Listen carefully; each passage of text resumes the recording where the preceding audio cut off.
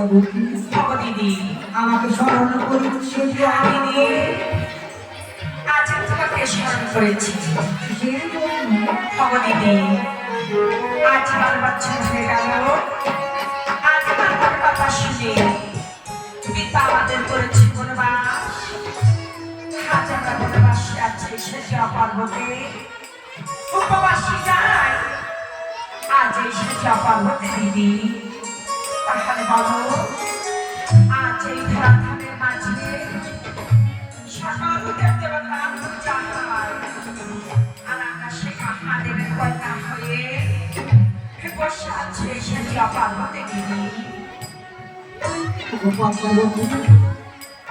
কি করিবে যেমন সাপ ধরার আমরা দিন সে ধারি না যেদিকে এই কুমড়ো টাকা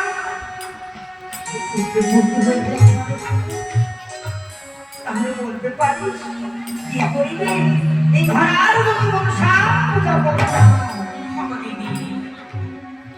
আজ আমি রাজমাতা নাগেশ্বরী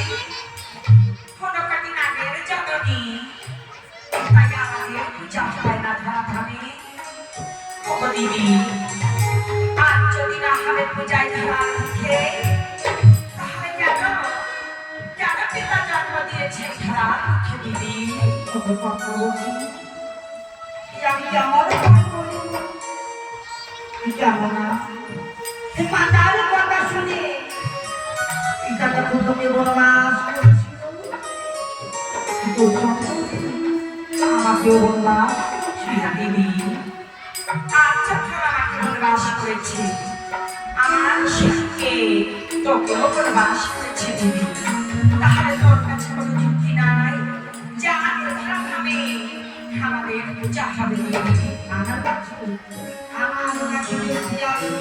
এই তো যেতে হবে সেদিকে পিতার কাছে পিতাই করে দেবে কোনো সাপ দিদি আর বিলম্ব না করে সবাই করে চলো চাপা করে